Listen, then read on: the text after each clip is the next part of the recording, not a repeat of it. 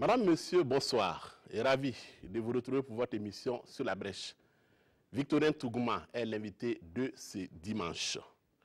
Ingénieur en transport logistique, ancien vice-président mondial de la Jeune Chambre internationale, Victorien Tougouma est le président du MAP, le Mouvement africain des peuples, un parti politique d'opposition affilié au CFOP, le chef de file de l'opposition politique.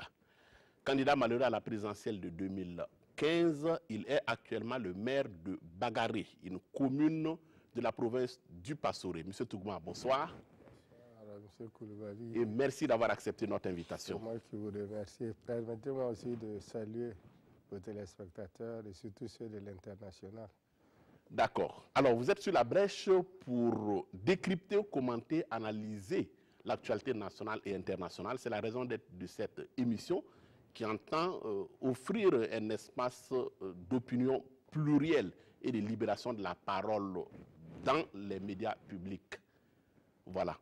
Et une présence, bien entendu, de tous les courants d'opinion dans l'espace public par le biais des médias publics, justement. Alors, avant d'entrer dans le vif du sujet, je voudrais que l'on commence par une question toute simple. Comment est-ce que vous vous définissez en tant qu'homme politique? Bon, je voudrais d'abord rectifier pour dire que je ne suis pas candidat malheureux de l'élection présidentielle. Tout dépend des points de vue. Quand je regarde mon grand frère Yami Rock actuellement, je ne suis pas sûr de l'AMG. Donc sur le plan politique, nous sommes venus en politique parce que tout simplement, la conception de la politique est bonne, c'est-à-dire c'est de transformer positivement sa communauté. Malheureusement, en Afrique, on n'a pas une bonne culture de la politique. Nous pensons que la politique, c'est le pouvoir. C'est conquérir le pouvoir. Il y en a qui ont le pouvoir, mais qui ne changent pas la vie des gens. Il y a d'autres qui n'ont pas de pouvoir, mais qui changent la vie des gens. Notre autre idée, donc, était de venir en politique pour faire comprendre un peu cela, parce que nous venions de la société civile et que le regard de la société civile est que quand on est aux responsabilités, on doit avoir des résultats positifs.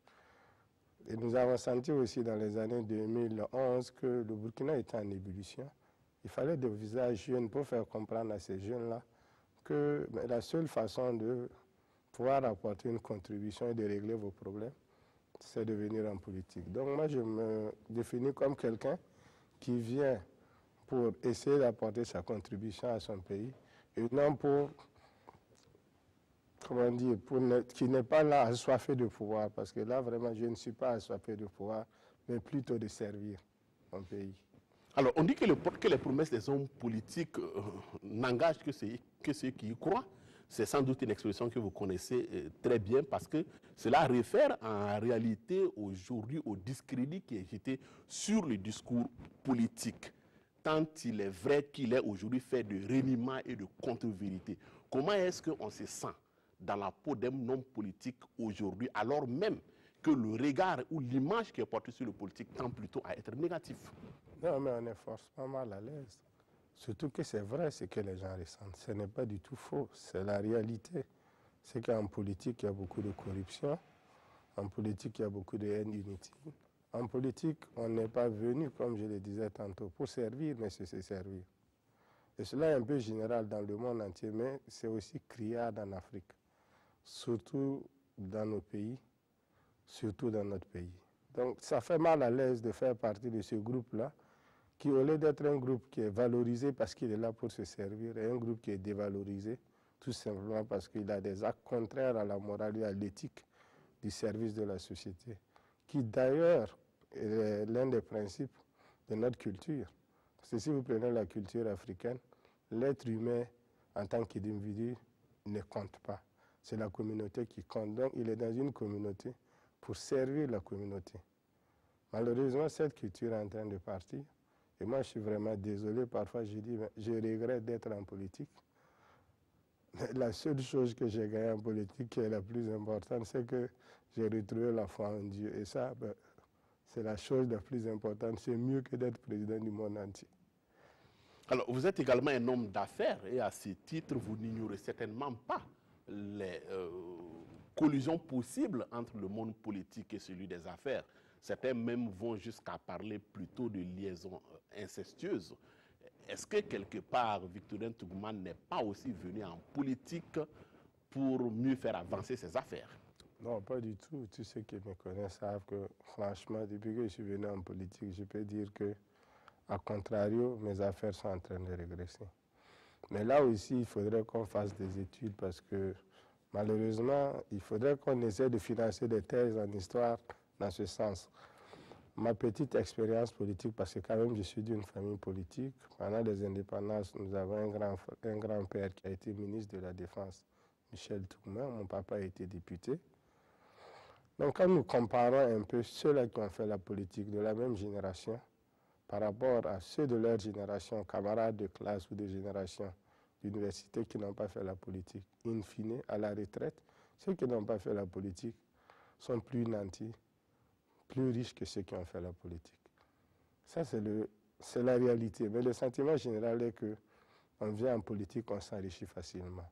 C'est vrai qu'il y en a qui font la courte échelle. Mais n'oublions pas que ce qui fait l'homme politique, c'est ceux qui sont derrière lui. C'est ceux qui le supportent. Finalement, même s'il gagne de l'argent, il est obligé de redistribuer. Ce n'est pas forcément le cas de l'homme d'affaires qui peut faire du business et garder tout pour lui. Donc, pour vous répondre simplement, je ne suis pas venu en politique parce que j'ai envie de faire des affaires. Sinon, je serais depuis longtemps parti au niveau du parti au pouvoir. Nous avons créé le MAP en 2011. Nous étions en opposition en 2011, même si nous n'étions pas affiliés au CFOP de l'époque. Cette fois-ci encore, nous sommes dans l'opposition. Ce n'est pas le meilleur endroit pour faire les affaires, vous conviendrez avec moi. Alors, pour faire de la politique, il faut aussi de l'argent. Quelles sont les ressources que le MAP entend-il mettre en œuvre pour faire passer quelque part ses idées, si on peut s'exprimer ainsi? Non, il faut le dire ouvertement. En Afrique, et surtout au Burkina Faso, ce n'est pas la cotisation des membres qui font que le parti a des ressources. C'est plutôt des ressources de ceux-là qui font le parti ou de ceux-là qui croient au parti, de certains sympathisants qui vous soutiennent. Ce qui fait que quand vous êtes exclu du financement hors campagne des partis politiques, mais en réalité, vous voyez que beaucoup de partis disparaissent de la scène politique jusqu'aux prochaines élections parce qu'ils n'ont pas les moyens de faire de l'animation de la vie politique, ce qui est pourtant constitutionnel. Donc nous mettons de l'argent de notre propre poche pour faire la politique. Mais parce que nous pensons que la politique, normalement, devrait être un endroit de stabilité, de la cohésion et de la paix sociale, ce qui est fondamental pour le vivre ensemble et aussi pour les affaires. Donc, normalement, il ne devrait pas avoir de regret de faire de la politique. Mais c'est parce que dans l'ensemble, les résultats des hommes politiques sont médiocres par rapport aux attentes des populations, qu'il y a beaucoup de déceptions à faire de la politique. Alors, comme politique, on dit de vous que vous n'êtes pas vraiment un homme de compromis. Et là, je fais référence à l'alliance impossible entre le MAP et l'UNIR-PS après les municipales de 2012. Ce qui a coûté à l'époque, d'ailleurs, la mairie à votre formation politique. Lorsque vous regardez dans les rétroviseurs, est-ce que vous direz que vous aurez dû faire autrement? Non, je suis un homme de compromis parce que, venant de la société civile et ayant Gandhi pour modèle, je suis quelqu'un qui est pour la non-violence. Et pour être un adepte de la non-violence, il faut être un homme de compromis. Mais je ne suis pas un homme de compromission. Ça veut dire qu'il faut avoir des valeurs qu'on respecte et des principes.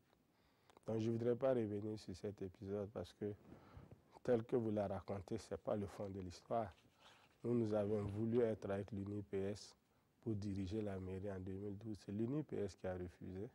Et M. Sankara, qui est un grand frère, a dit que non, comme j'avais dit, que nous sommes de l'opposition, mais nous n'étions pas affiliés au CFOP. Mais il préférait aller avec le CDP, qui est de la majorité et qu'il connaît, au lieu d'être avec un parti qui refuse de se positionner. Parce que nous avions dit clairement à l'époque que la bagarre entre Thomas Sankara et puis Blaise Compaoré, ce n'est pas notre bagarre. Notre bagarre aujourd'hui en tant que jeunes, c'est de faire le développement de notre pays. Parce que Mandela l'a dit, la meilleure façon de corriger les erreurs du passé, c'est de faire en sorte que l'avenir soit meilleur. Donc on a refusé de rentrer dans cette bagarre. Et lui, il s'est dit, bon, je préfère aller avec le CDP. Aujourd'hui, il préfère être avec le MPP. C'est la politique, chacun est libre de faire ses choix. L'avenir nous dira s'il a eu raison ou pas. Mais justement, quand on dit province du Passoré, on dit également capitaine Thomas Sankara, avec à sa suite tous les partis ou en tout cas organisations qui se réclament d'obédience sankariste ou en tout cas de cet idéal-là du père de la révolution burkinabé. On dit également général Gilbert Diendéré avec le CDP, l'ex-parti au pouvoir. Quel espace politique pour un parti comme le MAP, justement dans cette région-là où apparemment les gens ne vivent et ne respirent que politique? Absolument, la province du Pastoré est une des provinces, sinon même la province la plus politisée du Burkina, parce que lors de la dernière campagne présidentielle, sur les 14 candidats, on avait pratiquement 4 candidats qui venaient de la province du Pastoré. Maître Sankara, moi-même, Rambo Drago, et puis j'oublie sûrement quelqu'un d'autre. Mais cela n'est pas un problème. Ça veut dire qu'il y a un goût de liberté. Il y a une façon de voir les choses. Il y a une acceptation de la différence dans la province du Pastoré. Donc cela n'est pas forcément une mauvaise chose. Et le MAP a sa place, puisque pour la petite histoire, nous avons été créés en 2011 aux élections couplées de 2012, législatives et présidentielles. Nous avons battu le parti au pouvoir dans ma commune, la commune de Bagré. C'est à cause de cette alliance malheureuse entre le CDP et l'UNIPS que je n'ai pas été maire. Et en 2016, après les élections présidentielles, nous avons encore battu le parti au pouvoir au niveau de la commune de Bagré. C'est pour cette raison que je suis maire. Donc je peux dire que quand même le MAP a un espace politique parce que nous sommes assis. Mais pas seulement dans la province, pas seulement dans la commune de Bagré. Parce que nous avons aussi des conseillers municipaux dans d'autres communes de la province du Passoré et ailleurs au Burkina Faso, notamment à Dissine, dans le Yoba. Alors, quand vous faites l'expérience de la gestion locale au niveau de votre commune, est-ce que cela change vos perspectives par rapport à la critique de la gouvernance? Parce qu'aujourd'hui, en tant que maire, vous êtes également vous-même dépositaire de l'autorité de la responsabilité publique dans votre commune. Absolument, on change de regard, sinon on serait malhonnête. On sent que ce n'est pas facile de changer les choses. On sent que les populations parfois ne comprennent même pas quel est le changement ou ne veulent pas le changement. Donc c'est extrêmement difficile. Et moi, je suis devenu même assez critique, mais moins critique par rapport au pouvoir en place que d'avant d'être maire. Je vais vous raconter une petite histoire. L'année passée, j'étais en France pour un jumelage et on m'a fait visiter une église qui est aussi grande que la cathédrale, sinon la plus grande que la cathédrale de Ouagadougou. J'ai demandé, mais quel est l'âge de cette église? On m'a dit que ça date de 1100. Donc, au moment où on faisait à peu près le royaume aussi. Et que les pierres qu'on a utilisées pour bâtir cette église sont venues de l'Italie. C'est-à-dire à plus de 700 km du lieu où on a bâti l'église. Ça montre que si on veut faire le développement comme les pays développés, on aura un grand retard. Il faut repenser le développement. Beaucoup de gens l'ont dit avant moi, les Kizerbo et beaucoup d'autres personnes. Donc, le regard que moi j'ai de la politique maintenant, c'est de se dire qu'on ne peut pas se développer comme on le pense, comme les Blancs veulent qu'on se développe, parce que leurs repères et notre repère ne sont pas les mêmes, nos référentiels ne sont pas les mêmes. On peut chercher beaucoup plus à gagner facilement le bien-être et le bonheur de nos populations. Parce que qu'on soit dans mon village à Darigma, qu'on soit à Ouagadougou, à New York, ce qui compte, c'est d'être heureux. Ce n'est pas être dans des gratte-ciel ou dans des grandes voitures, c'est d'être heureux. Et ça, c'est possible de le faire. Alors, on en vient maintenant à cette présidentielle de 2015 à laquelle vous avez été candidat. Vous êtes arrivé 7e sur les 14 candidats qui étaient en liste. Quelle est l'histoire de cette candidature? L'histoire de cette candidature, c'était d'apporter une façon de penser différente. Et je disais même pendant ces élections que j'étais sûr de ne pas gagner les élections présidentielles, mais j'étais convaincu de gagner la bataille des idées. La bataille des idées, c'est d'amener les gens à comprendre qu'il faut avoir une culture démocratique. Beaucoup de ceux qui nous dirigent ne comprennent pas ce que c'est que la démocratie. Ils pensent que la démocratie, c'est le lieu du pouvoir. Mais la démocratie, ce n'est pas le lieu du pouvoir, c'est le lieu de la responsabilité.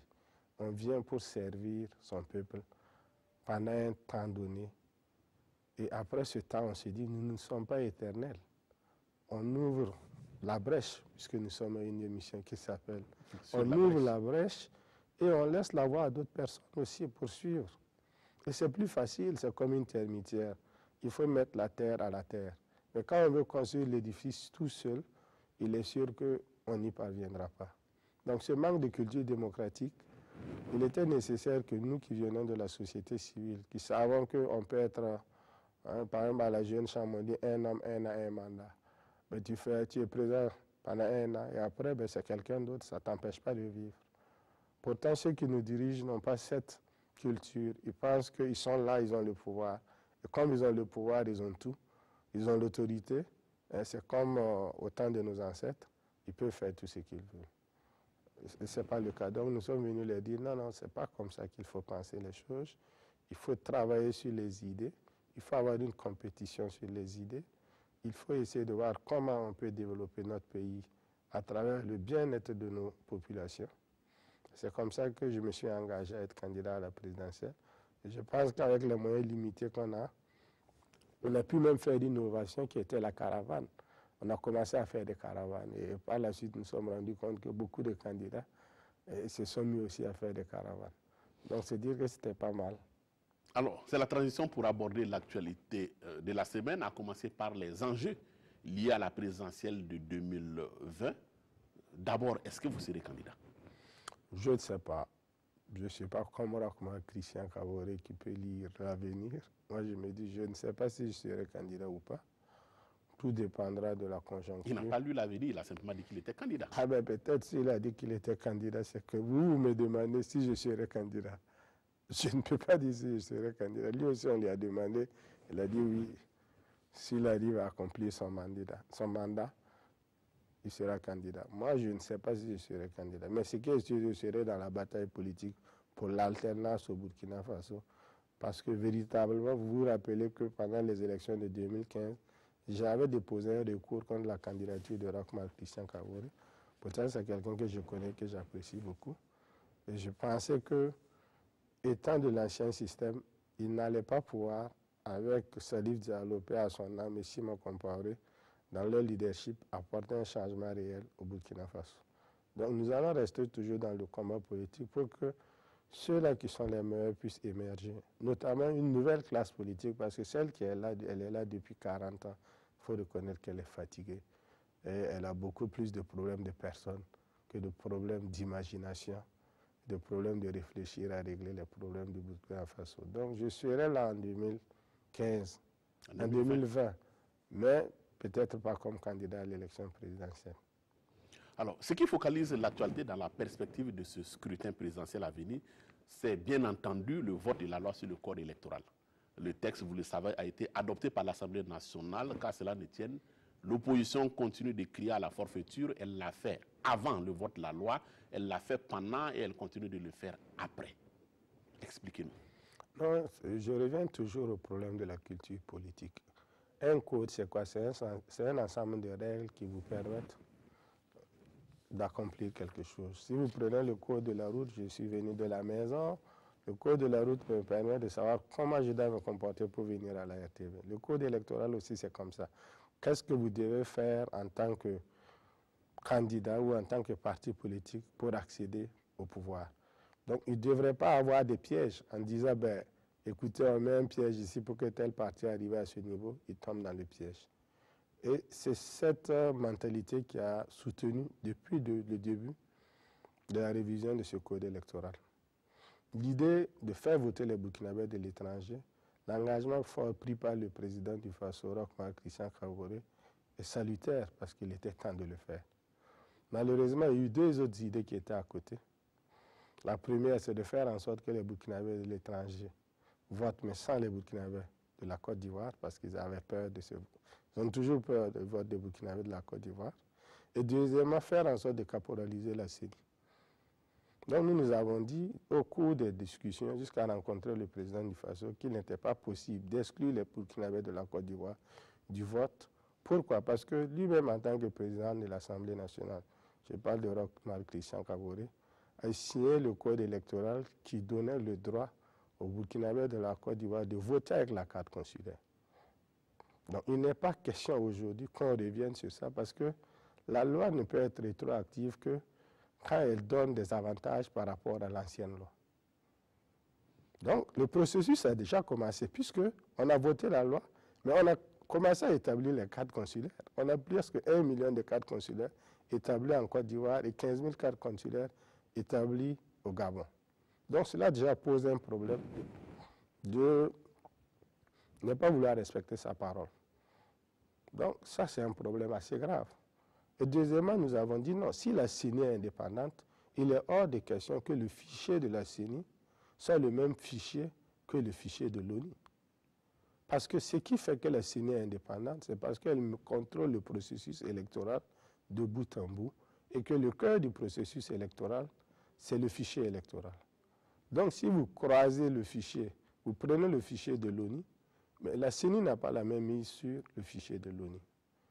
Donc l'administration qui a la même mise, notamment le ministère de la Sécurité, peut tripatuer ce fichier-là et faire en sorte que, même si chaque bureau de vote en mettant 10 à 20 personnes, on a un certain nombre de personnes supplémentaires qu'on saura faire voter et gagner l'élection facilement. Donc nous avons dit, nous ne sommes pas d'accord pour la caporalisation de la CENI. Constitutionnellement, le Burkina Faso a l'obligation de faire voter tous les Burkinabés de l'extérieur parce que c'est la loi qui le dit, ils sont tous libres, égaux, en droit et en devoir. Donc si on vote à l'extérieur, il faut que les Ivoiriens, les Burkinabés de la Côte d'Ivoire votent. L'UMPP peut gagner les élections en Côte d'Ivoire. Pourquoi ont-ils peur de la Côte d'Ivoire? Alors maintenant que votre point de vue sur le code électoral est compris, je voudrais à présent que l'on s'arrête sur d'autres analyses qui sont également avancées dans le débat public. Il est notamment reproché à l'opposition à laquelle vous appartenez justement une certaine forme d'amnésie sélective. Voilà, hier seulement, cette opposition, en tout cas une partie de cette opposition, défendait avec bec aux ongles l'idée que la carte consulaire n'était pas suffisamment sécurisée pour permettre le vote. Et aujourd'hui, elle défend tout à fait le contraire. Comment vous expliquez? Moi, je n'ai jamais en tout cas défendu personnellement le fait qu'on ne devait pas utiliser la carte consulaire. Parce que pour moi, ce sont des Burkinabés. Et la carte consulaire, en réalité, pour faire un vote, le plus important aussi, c'est le lieu de résidence. C'est pour dire que vous, M. Koulibaly, vous ne pouvez pas aller, même avec votre passeport, si vous êtes de passage aux États-Unis, participer au vote des Burkinabés de l'étranger aux États-Unis parce que vous n'êtes pas résident. Donc pour pouvoir voter en Côte d'Ivoire, il faut être résident en Côte d'Ivoire. Et ce qui vous donne ce document de résidence, c'est votre carte consulaire, qui est en même temps votre CNIB. Donc si on dit aux personnes qui sont en Côte d'Ivoire actuellement, revenez faire votre CNIB et repartez voter en Côte d'Ivoire, ça voudrait tout simplement dire que c'est une aberration. Parce que même avec leur CNIB, ils ne pourront pas voter, parce qu'ils n'auront pas la preuve de leur résidence en Côte d'Ivoire. Donc la carte consulaire reste comme telle. C'est vrai qu'une partie de l'opposition avait dit dans le processus qu'il y a des gens qu'on a pu insérer parce qu'on voulait faire la fraude. Ça, de toute façon, c'est ceux qui sont au pouvoir actuellement. C'est un argument qui est oublié. Non, ce n'est pas oublié parce que de toute façon, c'est ceux qui sont au pouvoir actuellement qui étaient là quand on faisait la carte consulaire. Et effectivement, ceux qui sont là aujourd'hui reconnaissent qu'il y a eu de la fraude sur, en tout cas, un certain nombre de cartes consulaires établies. Et peut-être raison de plus pour mettre la carte consulaire de côté. Non, pas raison de plus. Raison de plus même pour ne pas croire à ceux qui sont là. Parce que s'ils ont voulu tricher en faisant de fausses cartes consulaires, comme on le dit, de faux vraies cartes consulaires, c'est qu'aujourd'hui, ils ont l'intention aussi de tricher au niveau national. Et le pire, c'est qu'en l'avouant, en réalité, qu'est-ce qu'ils disent? Ils veulent dire tout simplement que ce soit la carte consulaire, la CNIB ou le passeport, tous les documents émis par les autorités burkinabées sont des documents à doute. Ça va au-delà de la carte consulaire. C'est pour dire qu'aujourd'hui, le Burkina est capable de délivrer un vrai faux passeport à un individu, une vraie fausse carte nationale d'identité à un individu. Donc le débat n'est pas une question d'amnistie de l'opposition. L'opposition a réclamé qu'en réalité, à l'époque, la carte consulaire soit une carte fiable donnée à des Burkinabés. Alors, l'on se souvient également que, comment on appelle, que Sneidai, donc, qui est l'opérateur qui avait eu en charge la confection de ces cartes consulaires-là, avait vu sa crédibilité remise en question, notamment par l'opposition politique, parce que justement, une fraction de cette opposition estimait en son temps que Adama Bictogo, qui est le promoteur justement de cette structure-là, aurait des relations sulfureuses avec l'ancien parti au pouvoir, avec l'ancien régime. Est-ce qu'aujourd'hui, cet argumentaire a une résonance à votre niveau? Oui, et nous l'avons même dit au président du FASO. Il y a une solution toute simple. Les élections ne se passent pas demain, c'est en 2020, dans 2 ans et demi. Auditez le fichier de des cartes consulaires en Côte d'Ivoire. Comme ça, la tricherie que vous avez mis dedans, là, on va la détecter et puis nettoyer ce fichier-là pour que les Burkinabés honnêtes, et Dieu seul sait qu'ils sont nombreux en Côte d'Ivoire, et quand on parle même de Burkina, c'est l'intégrité, n'est-ce pas? C'est pour dire que la majorité de ceux qui sont là-bas, comme ici, sont honnêtes. Auditer le fichier électoral. Pourquoi ils ont refusé d'auditer le fichier électoral alors qu'on a assez de temps pour le faire? C'est parce que tout simplement, ils ont peur des votes des Burkinabés de Côte d'Ivoire, en oubliant qu'en réalité, l'actuel code électoral est inconstitutionnel parce que tout simplement, elle met une loi qui n'est pas rétroactive parce que la carte consulaire faisait partie des documents d'enrôlement. On l'a enlevée, alors qu'elle avait déjà commencé à être confectionnée justement parce qu'elle devait faire partie des documents d'enrôlement. On exclut aussi les Ivoiriens du vote des Burkinabés de l'extérieur, ce qui est aussi inconstitutionnel parce qu'une fois qu'on ouvre le vote des Burkinabés de l'extérieur, tout Burkinabé de l'extérieur, si vraiment les conditions le permettent, devrait pouvoir voter. Et ça aussi, c'est le suffrage universel. Et vous savez aussi qu'on a parlé un peu des conditions de vote. On ne peut le faire qu'à l'ambassade ou au consulat. Ça, c'est contre l'esprit du suffrage universel parce que c'est comme si on vous disait aujourd'hui que pour voter dans la province du Kadogo, il faut venir uniquement à la mairie centrale ou bien au commissariat. Mais c'est limiter le vote des Burkinabés.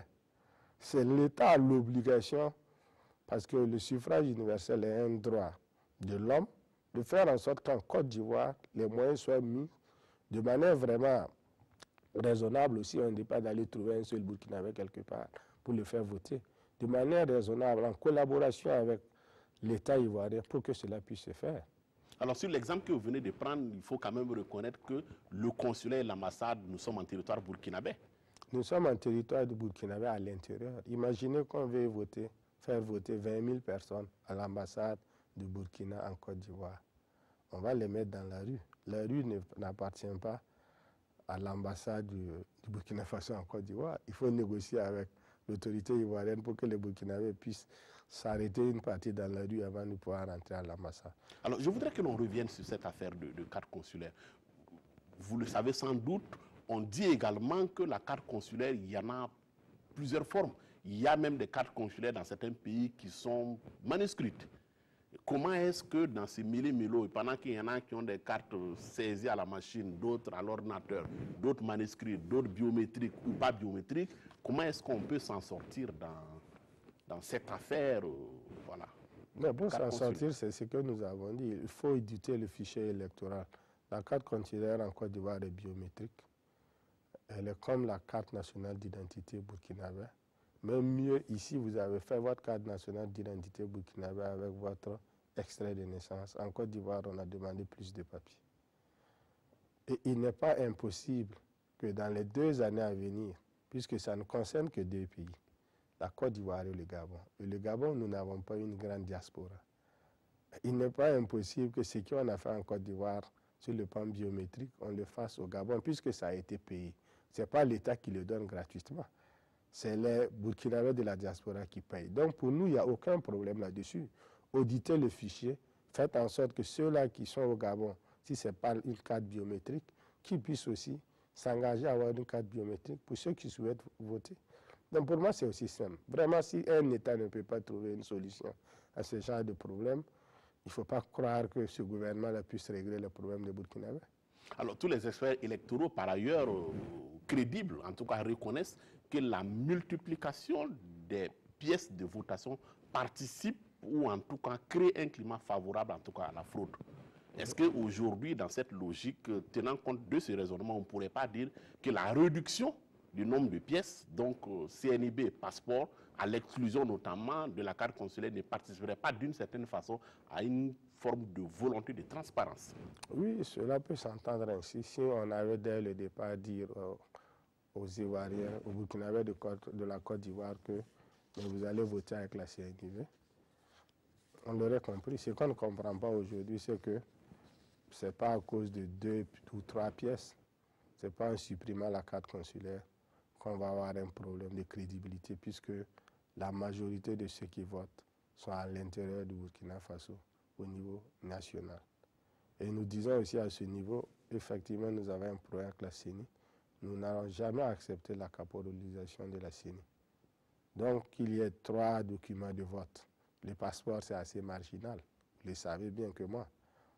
Mais sur cette caporalisation, justement, je voudrais qu'on en parle. Oui. Vous faites confiance à Sneidai, qui est une entreprise basée en Côte d'Ivoire, qui élabore des cartes consulaires censées être biométriques, et vous ne faites pas confiance à l'ONI, l'Office national d'identification, qui est, elle, l'auteur de la carte d'identité du passeport dont vous êtes détenteur.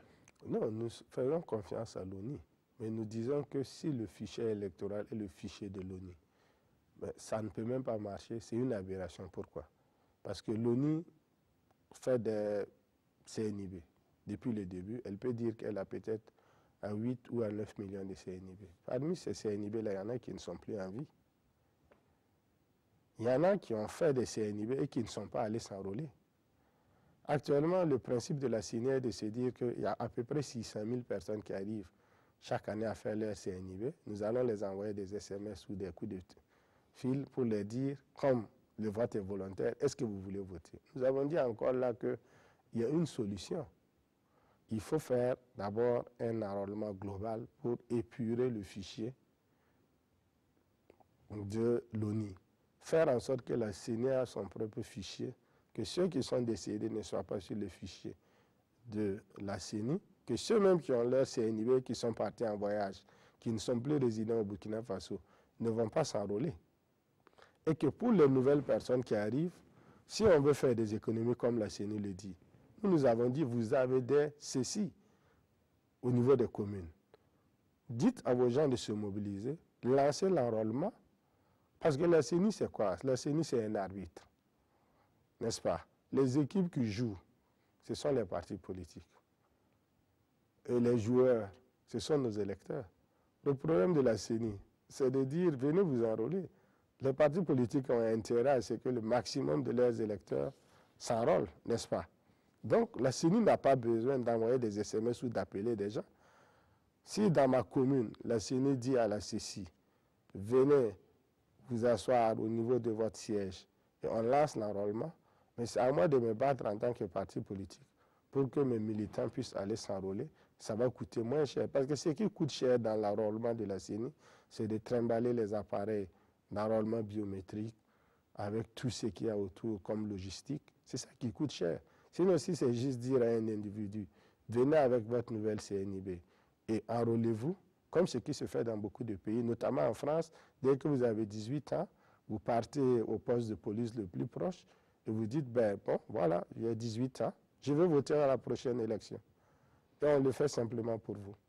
Alors, il est vrai que le débat actuel sur le code électoral a quelque peu occulté un autre débat, celui même du vote des Burkinabés de l'étranger, parce que jusqu'à présent, il y a une partie de l'opinion, qui continue à estimer que ce vote même n'a pas lieu d'être. J'avance pêle-mêle comme argument, il y a le coût de cette opération-là, il y a la déconnexion justement de la diaspora avec les réalités du Burkina, et que si par extraordinaire, ce sont des gens qui sont loin de nos réalités, qui arrivaient à mettre les hommes politiques à la tête du pays, ça pourrait créer un peu la cacophonie. C'est donc des arguments comme ça. Est-ce que cette façon de voir des choses, vous le comprenez? On peut le comprendre facilement parce qu'en réalité, ils ne comprennent pas ce qu'on veut faire avec le vote des Burkinabés de l'étranger. C'est un droit constitutionnel puisque tous les Burkinabés sont égaux. Les Burkinabés qui sont à l'extérieur aussi participent à la vie nationale. On estime à plus de 100 milliards de francs CFA leur contribution directe à la vie nationale. Il faut expliquer tout cela. Il faut aussi expliquer à ceux-là qui pensent que c'est inutile que ils ont des frais dehors qui pourront rentrer demain. Il faut faire comprendre aux Burkinabés. S'ils rentrent, ils viendront voter. Non, il faut les faire comprendre que ceux qui sont dehors là, peuvent jouer un rôle capital si l'État avait l'intelligence de les faire participer à la vie de la nation. Parce qu'il y a des Burkinabés qui sont docteurs en économie, par exemple aux États-Unis. Ils sentent un peu le capitalisme mieux que ceux qui sont assis ici. Donc on a intérêt à avoir des Burkinabés à l'extérieur. Maintenant, c'est à nous de les organiser de sorte que là où ils sont, ils puissent contribuer au développement de notre pays. Sinon, leur vote est utile, c'est les associer. Maintenant, on aurait pu tout simplement dire, comme on est une grande diaspora, et ça c'est vraiment un problème réel, ça veut dire qu'au Burkina Faso, vous pouvez gagner l'élection avec les voix des Burkinabés de l'intérieur et la perdre avec les voix des Burkinabés de l'extérieur. Là aussi, il faut le reconnaître. C'est une analyse plausible. Comment faire? Là, il y a la question, il fallait réfléchir à cela. On pouvait tout simplement dire aux Burkinabés de l'étranger, élisez vous-même vos représentants à l'Assemblée nationale. Pour ce qui est du président du Faso, ce n'est pas nécessaire puisque le président du Faso n'a pas cette capacité-là à aller agir en Côte d'Ivoire pour changer quoi que ce soit sur la vie des Burkinabés, sinon que dans la coopération comme on le fait avec les TAC. Malheureusement, on n'est pas allé dans ce sens. La réforme même du code électoral, si elle avait porté sur ça, moi j'allais être le premier à le défendre. Parce que je connais des Burkinabés qui sont à l'extérieur, que ce soit de ma famille ou des amis qui se disent, mais élire le président du Faso, ce n'est pas notre priorité. Notre priorité, c'est d'avoir des représentants au niveau de l'Assemblée où nous pouvons dire, voici nos difficultés et voilà nos contributions pour le développement de la nation. Et c'est là où aussi on dit, il y a toujours des solutions si on s'assoit pour discuter ensemble. Malheureusement, comme le pouvoir est parti avec l'idée claire, pas faire voter les gens en Côte d'Ivoire parce qu'on a peur, pas avoir des élections transparentes à l'intérieur du pays, donc faire en sorte que la CENI soit le couple du ministère de l'administration territoriale, ça ne peut pas marcher. Sinon, il y a des pays où c'est l'administration territoriale qui organise les élections. Donc les Burkinabés qui pensent que c'est un coup, on peut aussi supprimer la CENI, mais à condition que l'administration territoriale, comme Obama l'a dit, ça soit une institution forte qui n'obéit pas à ceux qui sont au pouvoir, mais à la souveraineté du peuple. Pour le moment, au Burkina Faso, il est clair que ce n'est pas le cas. Alors, l'autre sujet phare de l'actualité, c'est la passation de charge entre Désiré Komboïgo et Mathias Tankwano au CSC, le Conseil supérieur de la communication. La cérémonie a intervenu le jeudi dernier, donc 9 août. Et le discours du président par intérim sortant n'est pas passé inaperçu. Lui, en tout cas, qui a dénoncé ce qu'il qualifie d'insoumission et de rébellion administrative. Ce sont les termes de Désiré Komboïgo. Et s'est dit résolu, en tout cas, à porter sa croix jusqu'au bout. Est-ce que c'est un discours qui vous a touché? Non, pour moi, dans tous les cas de figure, la liberté d'expression. Il dit ce qu'il pense ce qu'il veut. Mais la réalité, c'est que les gens sont aussi libres de ne pas être d'accord avec lui. Et que si on n'est pas d'accord avec quelqu'un en démocratie, il y a la justice pour régler ces problèmes. Donc pour moi, ça, c'est un débat qui est clos. Ça ne fait même pas l'objet d'un débat. Par contre, la déclaration de mon ami Mathias Tankwano qui dit qu'il est prêt à travailler avec des loyalistes comme les rebelles, ça c'est dangereux. Parce que dans une administration, il n'y a pas de loyalistes ou de rebelles. Il n'y a pas de guerre dans une administration. L'administration à la RTB ici, tout le monde n'est pas d'accord, mais tout le monde travaille pour l'intérêt de la télé, n'est-ce pas? Donc, mais en tous les cas, il dépeint une réalité. Non, il ne dépeint pas une réalité. Il peut dire que les gens ont des points de vue différents, ce qui est normal parce que c'est ça la démocratie. Même dans nos propres familles, nous avons des désaccords avec notre femme, nous avons des désaccords avec nos enfants, mais ce n'est pas des loyalistes ou des rebelles, c'est la famille. Mais commencer déjà à dire qu'il y a des loyalistes et des rebelles, moi je suis surpris parce que je pensais qu'il pouvait, même en étant conseiller spécial du président du Faso, arriver et faire la différence en montrant que non, étant jeune, il mesure la portée de ses responsabilités et qu'il pouvait surprendre les gens. Sans doute, peut-être qu'il a rebondi aussi aux propos de Désiré Komboïgo qui a parlé de rébellion administrative. Une rébellion administrative, peut-être que par extension, est menée par des rebelles. Oui, mais faisons attention parce que nous sommes dans un environnement sous-régional où nous savons que le mot rebelle et royaliste, surtout pour parler de nos voisins ivoiriens, a beaucoup coûté très cher en vies humaines à la Côte d'Ivoire. Donc il faut faire attention avec les mots. Parce qu'au Burkina Faso, personne ne connaissait cette histoire de rebelles ou de loyalistes. C'est venu quelque part de la Côte d'Ivoire. Donc quand on le reprend en disant administrativement, peut-être que nous, on pourrait se dire que le MPP est en train de le penser sérieusement en préparant des loyalistes parce qu'il voit que l'opposition n'est pas un adversaire mais un ennemi. Et le Premier ministre l'a déjà dit. L'opposition, ce sont des ennemis. Donc nous, on ne peut plus avoir confiance en Mathias Tankwano tant qu'il ne va pas démontrer autrement que ce qu'il a dit. C'est une boutade, mais ce n'est pas une réalité. Alors, sur le même sujet, on assiste à un échange, ou en tout cas, on a assisté à un échange épistolaire entre l'AGB Synatique d'un côté et la CEP et l'UNALPHA et d'autres organisations patronales d'autre part. En cause, il y a le mode de désignation du collège des conseillers, un processus jugé quelque peu clandestin selon donc les deux principales premières organisations, notamment l'AGB et les Synatiques, et une façon de voir qui est refutée par justement les autres qui estiment que le processus a été transparent. Vous avez vu, il y a au moins 3 déclarations dans la presse au cours de ces derniers jours sur cette question. Quelle est votre perspective sur justement ces débats-là? Mais tout ça est alimenté par quoi? Par le fait qu'on a nommé le conseiller spécial juridique du président du Faso à la tête du CSE. On aurait pu trouver une personne respectable, neutre. Il y en a beaucoup dans la presse, vous la connaissez mieux que moi, qui allait venir à la tête de cette institution, qui est une institution quand même professionnelle. Le CSE, ce n'est pas réguler les élections. Les élections, c'est une fois en passant tous les 5 ans. Mais c'est de faire en sorte que la presse soit vraiment un pouvoir réel, un contre-pouvoir qui contribue au développement de la démocratie en tout temps, à l'éveil des consciences. Donc on aurait pu trouver quelqu'un de neutre et que ce débat-là n'allait pas avoir lieu.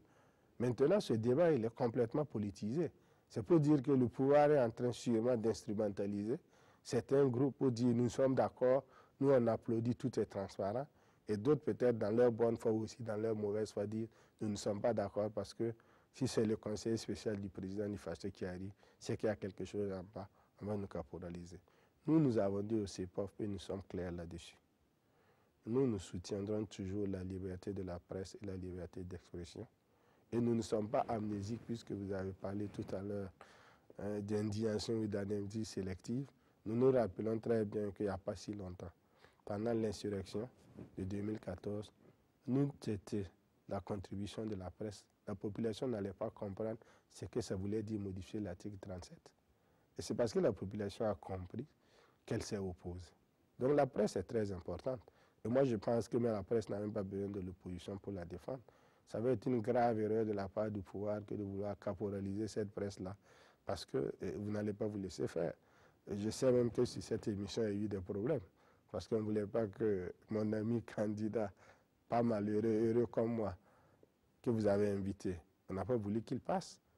Et vous n'avez pas été d'accord. Ça montre que la presse a plus de maturité que la classe politique. Et c'est dommage parce que c'est la classe politique qui devait donner le plus de moyens à la presse. Parce que la presse est plus en contact avec les citoyens que les hommes politiques. Donc le développement ne peut pas se faire dans le changement de mentalité et dans l'action pour le développement de ce pays sans une presse indépendante et neutre. Alors, autre sujet, je voudrais qu'on parle des investigations sur les communes présumées au concours de recrutement de 1500 instituteurs adjoints certifiés. Ces investigations-là, en tout cas, n'ont rien révélé. Ce n'est pas moi qui le dis, c'est plutôt le ministre Stanislas Ouaro du MENA, donc ministre de l'Éducation nationale, qui l'a affirmé. Et contrairement en tout cas aux allégations de notre confrère du Courrier confidentiel qui avait parlé en tout cas de combines présumé dans cette affaire de recrutement des instituteurs adjoints certifiés. Est-ce que vous pensez que si aujourd'hui il y a une commission d'enquête qui est mise en place qui dit qu'il n'y a pas eu de fraude, c'est plutôt une bonne nouvelle? Non, c'est une bonne nouvelle. Moi, j'ai beaucoup de respect pour le ministre Ouattara parce que quand je regarde le management qu'il a de son ministère, qui était vraiment un ministère à problème sur le plan social et qui est devenu un ministère plus ou moins tranquille, on peut penser que c'est quelqu'un quand même qui a de la qualité et qui comprend ce que c'est que l'action gouvernementale, c'est-à-dire mobiliser, faire de la synergie autour de ses principaux collaborateurs pour atteindre des résultats. Sur ce point, moi je le salue. Mais on ne peut pas nier le fait qu'il y ait fraude puisque eux, ils disent qu'il y a 4 personnes qui ont utilisé des faux documents, des faux diplômes pour pouvoir être candidats. Donc ça veut dire qu'ils n'ont pas fait leur contrôle a priori mais a posteriori. Donc s'il n'y avait pas eu cette dénonciation de courrier confidentiel, on n'allait pas savoir qu'il y a eu des tentatives de fraude. Et le ministre même a salué cela. Mais c'est parce qu'ils l'ont dit. Qu'est-ce qui prouve qu'il n'y a pas eu autre chose de caché? Il faut le reconnaître. On a même eu un scandale pareil sous la transition. Vous vous rappelez qu'on a dit qu'il y a des gens qu'on a voulu recruter dans les concours de manière biaisée. Mais il y a de la magouille dans le recrutement des concours. Il faut le reconnaître aussi. Et ça, ce n'est pas la faute de Roch-Marc Christian Kaboré ni du Premier ministre. C'est au bas de l'échelle que ça se joue. Comme on le triche pour les examens, il y en a qui se prennent du plaisir aussi à se dire mais il y a ma petite cousine ici ou mon neveu ici. Est-ce que je ne peux pas, à partir de ma position, essayer de le positionner? Tout cela, il faut arrêter parce qu'il y a une devise que nous avons au MAP. Quand les meilleurs sont devant, tout le monde est sûr de gagner. Quand les médiocres sont devant, tout le monde est sûr de perdre. On n'a plus beaucoup de temps parce qu'il est pratiquement l'heure du journal de 20h. Mais très rapidement, je voudrais que vous réagissiez sur un sujet à l'international. Il s'agit de la Côte d'Ivoire et donc de cette rupture entre Alassane Ouattara et le président Henri Konan Bédié. Le PDCI et les RDR se regardent maintenant en chaîne de faïence et même l'hypothèse d'un rapprochement entre le PDCI et le FPI n'est pas exclue. Comment est-ce que vous analysez ce qui se passe au bord de la lagune Biré? Bon, ça, c'est de la politique. Il faut dire tout simplement que Alassane a utilisé Bédié. Bon, Bédié, à un moment donné aussi, a utilisé Alassane pour être président parce qu'il était contre lui. Aujourd'hui, il l'utilise. Espérons que ça ne va pas réveiller les vieux démons de la guerre civile en Côte d'Ivoire. Si c'est juste jouer de la politique, c'est jouer de l'autre entre individus. Ça se passe partout dans le monde. Mais si ça va plus loin, parce que effectivement, imaginez que le FPI et le PDCI se mettent ensemble. Hein, Zéphirin Diablé ici parlait des 3 baobabs, c'est les 3 baobabs de la Côte d'Ivoire. Et quand on sait aussi qu'il y a une plus grande sensibilité ethnique en Côte d'Ivoire, ça peut être quelque chose de dangereux. Bon, c'est tous des gens qui sont assez âgés. Espérons que la sagesse va prévaloir et que ça ne va rester qu'à des niveaux individuels et personnels. Alors, dans la foulée, il y a aussi cette amnistie accordée par Alassane Ouattara, le président donc ivoirien, à Simone Gbagbo, à Soul Toussoul et également près de 800 personnes au nom de la réconciliation nationale. Quelle lecture vous avez justement de cette amnistie? Non, moi je pense que le président Roch-Marc Christian Kaboré devrait s'inspirer sur ce point-là du président Alassane Ouattara. Quand Alassane Ouattara est arrivé au pouvoir et qu'il a senti qu'il y avait un peu d'instabilité, d'insécurité, il a demandé le retour de tous les exilés. Pas d'impunité, mais pas aussi d'humiliation. Rentrez chez vous et défendez-vous. Quelque part, Roch Kaboré aussi l'a fait parce qu'il y a certains qui étaient partis qui sont rentrés et qui actuellement ne sont pas humiliés. Mais on sait qu'il y a certaines personnes, nous avons un ancien chef d'État qui a 27 ans au pouvoir, qui a commis beaucoup d'erreurs, peut-être des crimes, qui est dehors, qui est exilé. Ce n'est pas bon pour l'image du Burkina Faso. Qui rentre et qui fasse face à la justice. Nous lui disons aussi fort, vérité, justice et conciliation. Peut-on avoir la vérité avec quelqu'un qui n'est pas là, à moins de lire après ses mémoires? Peut-on juger quelqu'un qui n'est pas là? Peut-on se réconcilier à quelqu'un qui n'est pas là? Donc sur ce point, Alassane a au moins la bonne lecture de la situation. C'est que nous ne sommes pas des ennemis. Est-ce qu'il n'y a pas de calcul politique derrière? Oui, même s'il y a des calculs politiques, c'est qu'en politique, nous ne sommes pas des ennemis, nous sommes des adversaires. Et qu'en politique, comme nous sommes dans une compétition, on peut faire des fautes. C'est comme quand on joue un match. Il y a des fautes. Et que ces fautes-là ne peuvent pas être considérées comme des gens qui ne sont pas en compétition et qui font des fautes. Est-ce que vous comprenez? Donc, si on n'a pas cet esprit-là, on ne peut pas aller à la réconciliation. Parce que la réconciliation politique, ce n'est pas la même chose qu'un voleur qui rentre chez vous, qui vole quelque chose. C'est-à-dire que vous étiez dans une compétition politique pour avoir un pouvoir et que chacun voyait l'autre comme adversaire, peut-être comme ennemi, et qu'il a donné peut-être des coups bas. Après, nous disons, et moi je le dis personnellement, au retour des exilés, comme Alassane l'a annoncé dès le début de son mandat, mais pas d'impunité, pas d'humiliation. Maintenant, voilà, on a condamné Simon Gbagbo. Ça, c'est la prérogative du chef de l'État de pouvoir l'amnistier. Il l'a amnistié. Maintenant, Simon aussi devrait prendre conscience que si on l'a fait, ce n'est pas pour prendre la revanche sur qui que ce soit. Et ça apaise le climat politique. Et c'est ça qui amène le développement, parce que si vous êtes dans un pays où il n'y a pas de confiance, personne ne viendra investir chez vous. Imaginez la position actuelle du code électoral. L'opposition est parfaitement opposée au nouveau code électoral. Vous pensez que quelqu'un viendra investir au Burkina à cause de ça? Vous pensez que s'il y a des tensions au Burkina, quelqu'un viendra? Depuis que Roch Marc Christian et Kaboré est arrivé, on a le terrorisme qui s'est multiplié, le djihad. À côté de ça, on a eu le front social. Après ce front social, qu'est-ce qu'il se presse à faire? À allumer un front politique.